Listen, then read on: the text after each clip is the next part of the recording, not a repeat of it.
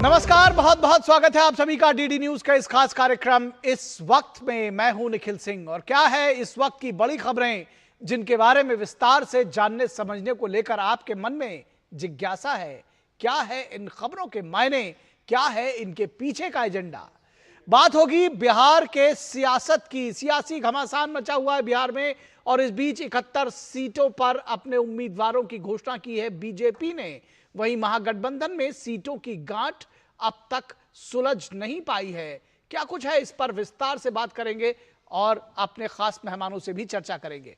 वहीं आईपीएस पूरन कुमार की मौत पर सियासी एंगल की तलाश की जा रही है। नेताओं का वहां पर जिसको कहते हैं कि पर्यटन, जिसको कहा जा रहा है पॉलिटिकल टूरिज्म, वो जारी है और उसमें अगड़ा और दलित का एंगल एक आईपीएस अफसर की मौत पर तलाशा जा रहा है। इस खबर पर भी हम विस्तार से बात करेंगे। केरल के स्कूल की बात करेंगे जहां हिजाब पहनने की जिद पर अड़ी हैं दो छात्राएं। हिजाब को लेकर के इसके पहले भी तमाम सारी सियासत हो चुकी है। इस बार केरल में ये दो छात्राएं आखिर क्या कह रही हैं और क्या है इनके पीछे की हकीकत, इस पर भी करेंगे बात। होंगे कई अहम सवाल और जवाब, लेकिन सबसे पहले इस वक्त की हेडलाइंस।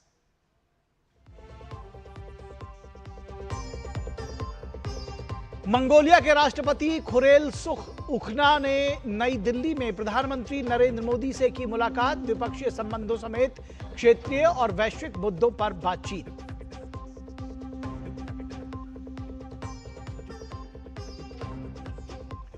भाजपा ने बिहार चुनावों के लिए जारी की उम्मीदवारों की पहली सूची।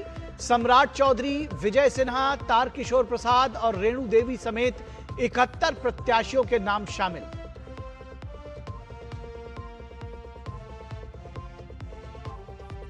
कांग्रेस केंद्रीय चुनाव समिति की बैठक आज। महागठबंधन में नहीं सुलझा सीट बंटवारे का पेच तो कांग्रेस जारी कर देगी प्रत्याशियों की लिस्ट।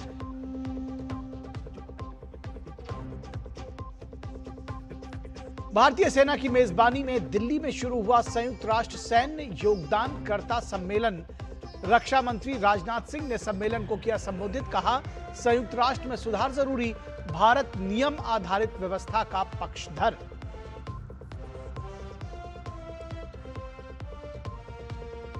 और हरियाणा के आईपीएस ऑफिसर पूरन कुमार की दुखद मौत पर अगड़ा दलित की सियासत जारी। 7 दिनों बाद भी पूरन कुमार के शव का नहीं हुआ पोस्टमार्टम।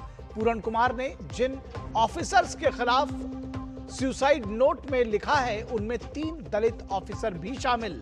अंतिम क्रिया से पहले सियासी लीडरों की लंबी श्रृंखला में राहुल गांधी भी हुए शरीक।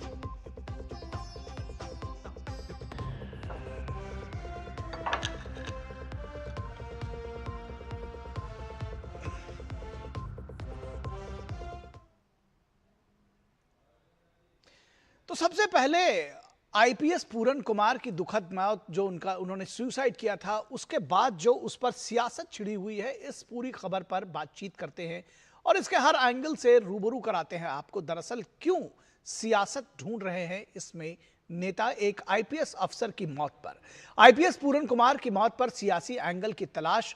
हरियाणा के एक आईपीएस वाई पूरन कुमार की मौत ने पूरे देश को झकझोर दिया है। दुख की इस घड़ी में मृतक परिवार के साथ समाज का हर वर्ग खड़ा है, लेकिन सियासत ऐसी है कि दिवंगत आला पुलिस अधिकारी को दलित एट्रोसिटीज से जोड़कर सियासी लीडर राजनीतिक रोटियां सेकने में जुट गए हैं। 2001 बैच के भारतीय पुलिस सेवा के वरिष्ठ अधिकारी 52 वर्षीय वाई पूरन कुमार ने 7 अक्टूबर को कथित तौर पर खुद को गोली मार ली थी। एफआईआर दर्ज होने के बाद चंडीगढ़ पुलिस ने मामले में के शीघ्र और निष्पक्ष गहन जांच के लिए 6 सदस्यीय एसआईटी का गठन किया।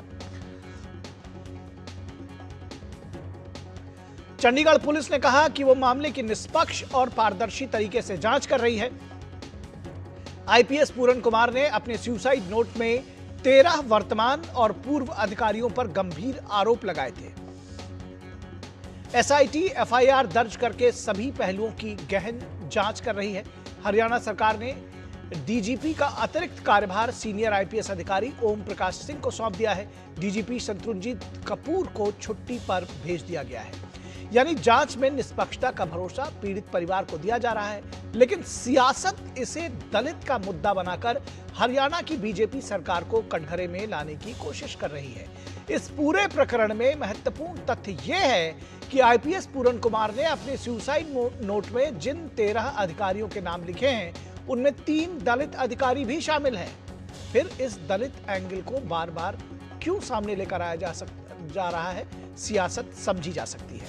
पूरन कुमार आत्महत्या से तुरंत पहले जिस एक अधिकारी के प्रमोशन से आहत थे, वो भी दलित हैं। आईपीएस पूरन कुमार की आत्महत्या दुखद और हृदय विदारक है, लेकिन ये कतई दलित उत्पीड़न नहीं हो सकता, जैसा प्रियंका गांधी बता रही हैं। कांग्रेस महासचिव प्रियंका गांधी ने एक्स पर पोस्ट किया कि हरियाणा के वरिष्ठ आईपीएस अधिकारी श्री वाई पूरन कुमार जी ने हाल ही में जातिगत उत्पीड़न से तंग आकर आत्महत्या कर ली थी। उनका परिवार न्याय के लिए भटक रहा है, लेकिन कोई सुनवाई नहीं हो रही है। यह पूरा प्रकरण इस बात का सबूत है कि भाजपा राज में ऊंचे पदों पर पहुंचकर भी दलित समाज के लोग सुरक्षित नहीं हैं और न ही उनके लिए न्याय है। तो आम आदमी पार्टी के नेता और कांग्रेस पार्टी में बयानबाजी की होड़ लगी है। पंजाब के मुख्यमंत्री भगवंत सिंह मान ने शनिवार को हरियाणा के आईपीएस अधिकारी वाई पूरन कुमार की मौत को समाज के मुंह पर तमाचा बताया। चंडीगढ़ स्थित दिवंगत अधिकारी के घर जाकर उनके परिवार से मुलाकात की। राहुल गांधी ने भी आज दिवंगत परिवार से मिलकर आरोपी अफसरों की गिरफ्तारी की मांग की है। पीड़ित परिवार से हुई बातों और उनकी मांगों पर राहुल गांधी ने कहा कि उनका अपमान किया गया, उनका करियर खत्म किया गया और अब उनके परिवार का सम्मान जल्द से जल्द वापस किया जाए। परिवार की मांगे एकदम जायज हैं। ये सिर्फ एक परिवार की बात नहीं है, बल्कि पूरे दलित समाज से जुड़ा मुद्दा है। अब सवाल ये उठता है कि आईपीएस पूरन कुमार की पत्नी खुद हरियाणा में आला अधिकारी हैं। सरकार में उनकी बड़ी भूमिका है। इस हालत में एक अफसर को न्याय न मिलने की बात सियासत से ज्यादा हकीकत कम होगी। निष्पक्ष जांच को थोड़ा वक्त दिया जाना चाहिए। सियासत इस मुद्दे को बेवजह उलझा रही है। और खास बात है कि जब आईपीएस पूरन कुमार ने जिस लिस्ट में की बात कही जा रही है, उसमें खुद 3 अधिकारी जिनकी वो बात कर रहे हैं, वो खुद दलित हैं। और जिस अधिकारी के प्रमोशन से, जिस आईपीएस अधिकारी के प्रमोशन से वो आहत थे, वो भी दलित है। तो इसमें दलित एंगल कहां से निकाल लिया गया, ये भी समझने की जरूरत है। और केंद्रीय मंत्री चिराग पासवान ने सरकार की ओर से उचित कार्रवाई का आश्वासन दिया है। मैं चिराग पासवान की हैसियत से नहीं, ये मेरा परिवार है।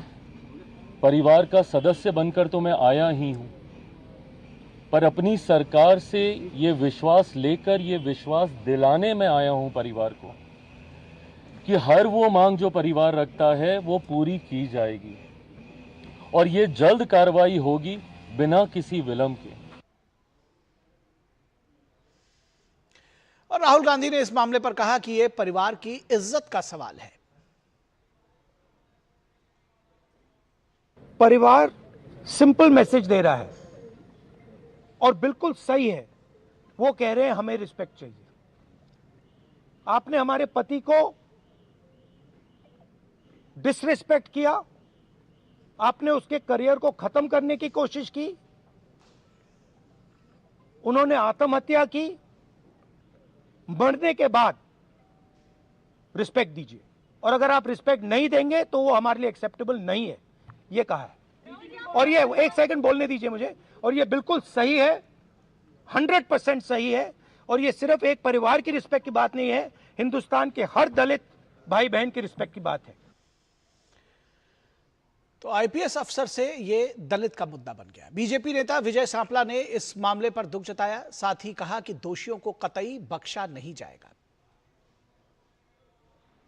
हरियाणा के बहुत ही सीनियर आईपीएस ऑफिसर्स ਜਿਹੜੇ ਕਿ एडीजीपी रैंक ਦੇ ਉੱਤੇ ਸੀ, ਉਹਨਾਂ ਦੀ ਆਤਮ ਹੱਤਿਆ ਦੀ ਕਵਰ ਜਿਹੜੀ ਹੈ ਸਾਡੇ ਸਾਰਿਆਂ ਦੇ ਦਿਲਾਂ ਨੂੰ ਝੰਜੋੜ ਕੇ ਰੱਖਿਆ ਹੈ। ਸਾਨੂੰ ਸਾਰਿਆਂ ਨੂੰ ਉਹਨਾਂ ਦੇ ਐਸੇ ਮੌਕੇ ਜਾਣ ਦਾ ਬਹੁਤ ਦੁੱਖ ਹੈ। ਅਸੀਂ ਸਾਰੇ ਇਸ ਦੁੱਖ ਦੀ ਘੜੀ ਦੇ ਵਿੱਚ ਪੂਰੇ ਪਰਿਵਾਰ ਦੇ ਨਾਲ ਖੜੇ ਹਾਂ ਔਰ परिवार के हर दुख सुख के हर तरह की जिथे भी उन्होंने किसी तरह की भी मदद की लोड़ हुई, असीं उन्हां नाल खड़े हैं। ਔਰ ਸਾਨੂੰ ਇਸ ਚੀਜ਼ ਦਾ ਵੀ ਜਿਹੜੀ ਸੰਤੁਸ਼ਟੀ ਹੈ ਕਿ ਹਰਿਆਣਾ ਦੇ ਮੁੱਖ ਮੰਤਰੀ ਨੇ ਕਿਹਾ ਹੈ ਕਿ ਅਸੀਂ ਕਿਸੇ ਵੀ ਦੋਸ਼ੀ ਨੂੰ ਬਖਸ਼ਾਂਗੇ ਨਹੀਂ, ਜਿਹੜਾ ਵੀ ਦੋਸ਼ੀ ਹੋਏਗਾ ਉਹਨੂੰ ਸਜ਼ਾ पूरी मिलेगी। और इस खबर में एक और एंगल जुड़ गया है। एक ताज़ा खबर यह है कि रोहतक साइबर सेल में तैनात एएसआई ने सुसाइड कर लिया। दरअसल ये वही एसआईटी है जिसमें ये एएसआई शामिल था, यानी कि इस पूरे मामले की जांच कर रही जो टीम थी उसमें एक एएसआई ने सुसाइड कर लिया है। उसने भी खुद को गोली मारकर आत्महत्या कर ली। 3 पेज का सुसाइड नोट लिखा है और एक वीडियो मैसेज भी वो छोड़कर गया है। आईपीएस वाई पूरन कुमार पर लगाए गए गंभीर आरोप थे। भ्रष्टाचारी अफसर था वाई पूरन कुमार, ये उसने अपने सुसाइड नोट में लिखा है। उसके खिलाफ बहुत से सबूत मौजूद हैं। ये एएसआई जिसने अभी आत्महत्या की एसआईटी में, ये उसकी सुसाइड नोट के वक्तव्य हैं। उसने लिखा है कि जो आईपीएस वाई पूरन कुमार जिसके पूरे मामले की हम आपके सामने चर्चा कर रहे हैं, जिन्होंने एक हफ्ते पहले 7 अक्टूबर को दरअसल आत्महत्या कर ली थी, उनके विषय में इस आत्महत्या करने वाले एएसआई ने लिखा है कि वो बहुत भ्रष्ट थे, उनके खिलाफ बहुत सारे सबूत मौजूद हैं, गिरफ्तारी के डर से उन्होंने सुसाइड किया था, जातिवाद का सहारा लेकर किया गया सिस्टम को हाईजैक, मैं अपनी शहादत देकर कर रहा हूं जांच की मांग और इस भ्रष्टाचारी परिवार को छोड़ा न जाए। तो इसमें अगर देखा जाए तो एक और नया एंगल आ गया है। इस पूरी खबर पर बातचीत करने के लिए हमारे साथ हमारे संवाददाता गुरप्रीत जुड़े हुए हैं और उसके साथ ही साथ हमारे कंसल्टिंग एडिटर विनोद मिश्रा वो भी जुड़े हुए हैं। पहले गुरप्रीत के पास चलेंगे। गुरप्रीत, क्या ताज़ा अपडेट है इसमें, आप बताइए, क्योंकि जिस तरह से एएसआई ने आत्महत्या कर ली है उससे तो ये पूरा मामला एक नया मोड़ लेता हुआ दिख रहा है। देखिए निखिल, ये जो पूरा मामला है इसमें एक चंडीगढ़ पुलिस ने एसआईटी का गठन किया है जो 6 सदस्यीय एसआईटी है जो कि 11 अक्टूबर से रोहतक में और इस मामले की जांच कर रही है। ये जो एसआईटी है इसमें सीनियर आईपीएस अधिकारी भी हैं, इंस्पेक्टर लेवल के अफसर भी हैं और IG Pushpendra Kumar, SSP Kanwardeep Kaur, SP city KM Priyanka, DSP Charanjit Singh, SDPO Gurpreet Kaur और इसके साथ ही इंस्पेक्टर जयवीर सिंह राणा इस एसआईटी में शामिल है।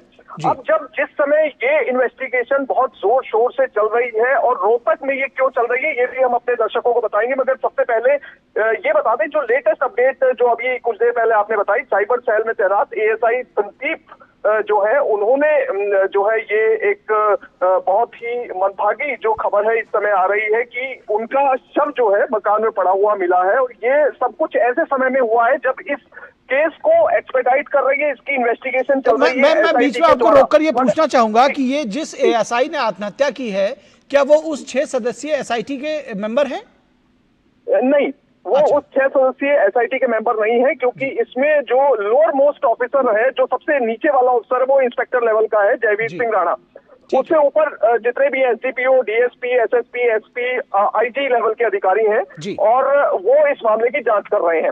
अब ये जो पूरा मामला है इसकी पृष्ठभूमि जरूर अपने दर्शकों को बताना चाहेंगे कि दरअसल हुआ ये था कि एक करप्शन केस जो है वो रोहतक पुलिस के द्वारा एक रजिस्टर किया गया था। उस करप्शन केस में एक जो शराब का कारोबारी है वो पुलिस के पास शिकायत करता है कि मुझसे 2.5 लाख रुपए महीना मांगा जा रहा है पुलिस के द्वारा। वो बाकायदा लिखकर देता है, शिकायत पत्र देता है और इस मामले में एफआईआर रजिस्टर होती है और इसमें गिरफ्तारी होती है सुशील कुमार नाम के गनमैन की जो कि रोहतक में तैनात था। 6 अक्टूबर को ये गिरफ्तारी होती है और ये जो कारोबारी है लिखकर देता है कि मुझे हिमांशु भाऊ गैंग से लगातार खतरा है, मेरे पास पुलिस की सुरक्षा भी मौजूद है, मगर इस बीच मुझे लगातार सुशील कुमार नाम का ये जो कर्मचारी है, जो पुलिस का मुलाजिम है, वो लगातार फोन करता है और मेरे सामने आईजी साहब का, पूरन कुमार साहब का नाम लेता है और वो कहता है कि यदि 2.5 लाख रुपए महीने के दिए तो ठीक से आपका धंधा चल पाएगा और यदि नहीं देंगे तो फिर आपके लिए बहुत परेशानियां होंगी और आगे आपके ऊपर मामले भी रजिस्टर करवाए जा सकते हैं। तो ऐसे में सुशील कुमार की गिरफ्तारी 6 अक्टूबर को होती है और उसके बाद जो दुर्भाग्यपूर्ण खबर 7 अक्टूबर को आती है, जो आईपीएस अधिकारी हैं वाई पूरन कुमार, उनकी खुदकुशी से रिलेटेड खबर जो है वो निकलकर सामने आती है। 3 एंगल से इस पूरे मामले को देखा जा रहा है। जिस तरह से आपने बताया कि अभी लेटेस्ट अपडेट जो इस मामले में सामने आ रही है दूसरा एक जो करप्शन का एंगल है उसकी जांच भी चल रही है, और वो जो जांच चल रही थी वो जो बिजारनिया है, जो एसपी रोहतक थे, उन्हीं की सुपरविजन में रोहतक में चल रही थी। इसका तीसरा एंगल जो सभी के सामने है कि जो आईपीएस अधिकारी अपनी जीवन लीला समाप्त किए थे, वो एक नोट भी छोड़कर गए थे और उसमें कई तरह के आरोप उन्होंने लगाए थे, जिसमें कि प्लेस ऑफ वर्शिप में डिस्क्रिमिनेशन का मामला था। ईएल जो अर्न्ड लीव होती है, जो सरकारी अधिकारी छुट्टी लेते हैं, उसमें टाइमली जो है उसे सैंक्शन नहीं किया गया, ये मामला भी उन्होंने अपनी जो अलग अलग कंप्लेंट, अलग अलग शिकायत जो अधिकारियों को सौंपी थी, उसमें उन्होंने उठाया था। इसके साथ ही ऑफिशियल व्हीकल उन्हें ना मिलना, उनके एंटाइटलमेंट के हिसाब से उनको एकोमोडेशन ना मिलना, एक्सकेडर पोस्ट पर उन्हें उनका आईपीएस अधिकारी द्वारा मजाक उड़ाया जाना, या फिर उनके खिलाफ कुछ फर्जी कंप्लेंट्स जो कि उनके द्वारा ऑब्जर्व किया गया उनके खिलाफ की गई।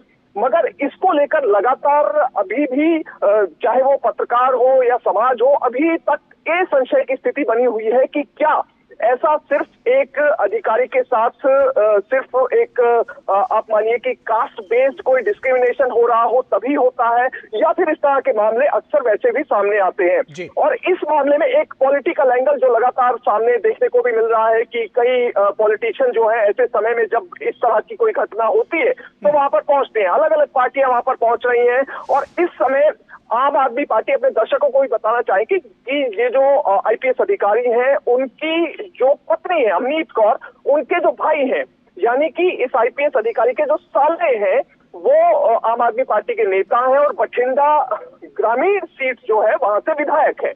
और इसमें अब कुछ पत्रकार ये भी बात कर रहे हैं, या आप लगा लीजिए कि मीडिया फ्रेटर्निटी में इस तरह की चर्चाएं भी हैं कि जब राजनीति के साथ ये पूरा मामला लिंक्ड है तो ऐसे में क्यों ना माना जाए कि क्या इस मामले को लेकर राजनीति भी की जा रही है। चौथा एंगल इसका ये है कि जी यहाँ पर विजय सांपला जो है, जो केंद्रीय मंत्री भी रह चुके हैं, उन्होंने ये आरोप लगाया है कि आम आदमी पार्टी जिस तरह से पंजाब के मुख्यमंत्री भी इस घर में जाकर आए हैं आईपीएस के अधिकारी के घर पर, जरूर जाना बनता है, मगर मनजिंदर सिंह लालपुरा एक विधायक हैं आम आदमी पार्टी के, जिनके खिलाफ एक दलित महिला ने साल 2013 में एक मामला रजिस्टर कराया।